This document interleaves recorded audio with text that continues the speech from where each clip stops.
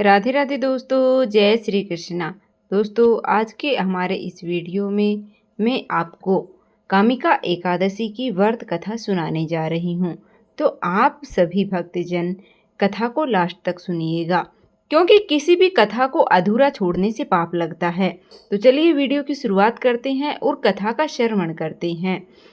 आप सबको हम भगवान युधिष्ठिर महाराज के महल में ले चलते हैं, जहां भगवान श्री कृष्ण और युधिष्ठिर महाराज के बीच में एक अत्यंत ही महत्वपूर्ण संवाद हो रहा था। महाराज भगवान श्री कृष्ण से पूछते हैं युधिष्ठिर जी की, हे पुरुषोत्तम, आपकी दया से मैंने देवशयनी एकादशी का महत्व जाना।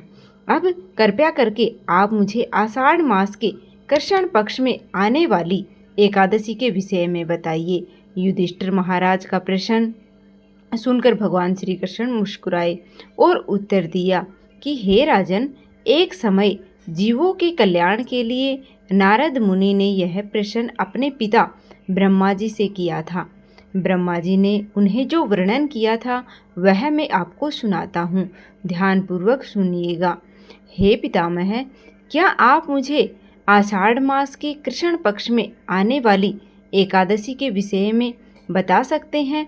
हाँ वत्स, आषाढ़ मास के कृष्ण पक्ष में आने वाली एकादशी कामिका एकादशी है।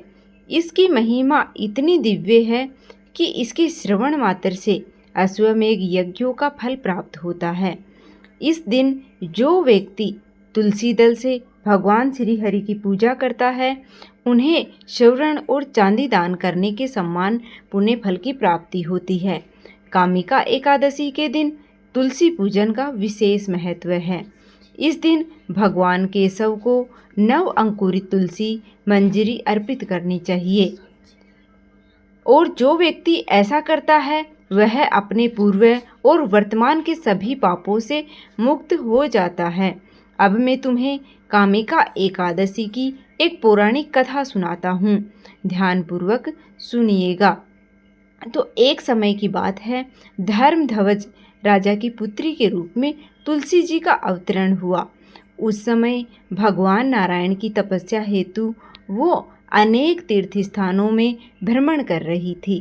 तब गंगा जी के तट पर उन्होंने भगवान श्री कृष्ण के ध्यान में मग्न गणेश जी को देखा।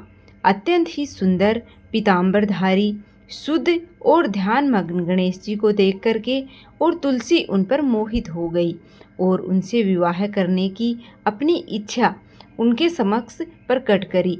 तपस्या भंग होने पर भगवान श्री गणेश जी बोले कि हे देवी, आप कौन हैं? आपके यहाँ आगमन का क्या कारण है?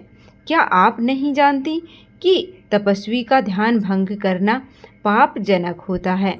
तब तुलसी जी ने कहा कि मैं राजा धर्मध्वज की कन्या हूँ और योग्य पति प्राप्त करने हेतु यहाँ तपस्या करने आई हूँ।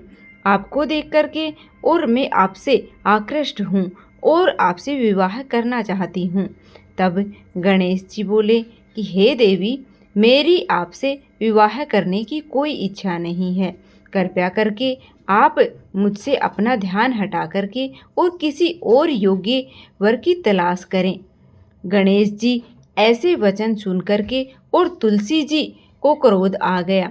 वह बोली कि आप मुझसे विवाह नहीं करना चाहते तो आपका विवाह 2 कन्याओं से होगा। ऐसा कहकर वह गणेश जी के गजमुख रूप का उपहास करने लगी। तुलसी जी का यह रूप देखकर गणेश जी ने उन्हें श्राप दिया कि हे देवी, मैं आपको श्राप देता हूँ कि आप असुर पत्नी बनोगी और उसके बाद में आप एक वृक्ष बन जाओगी।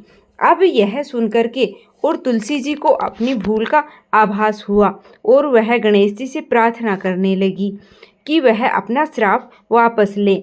गणेश जी बोले कि हे देवी, तुम भगवान नारायण की प्रिय बनोगी। समस्त मनुष्य के लिए तुम्हारा द्वारा किया गया पूजन लाभकारी सिद्ध होगा, परंतु मेरे लिए तुम हमेशा त्याज्य रहोगी। इसके बाद आगे चल करके और तुलसी जी शंख चंड असुर की पत्नी बनी, भगवान नारायण की प्रिय तुलसी के पौधे में प्रकट हुई। आगे भगवान श्री कृष्ण कहते हैं कि जो व्यक्ति कामिका एकादशी के व्रत का पालन करता है उसे संपूर्ण पृथ्वी के दान, बछड़े समेत किए गए गाय के दान के समान फल की प्राप्ति होती है।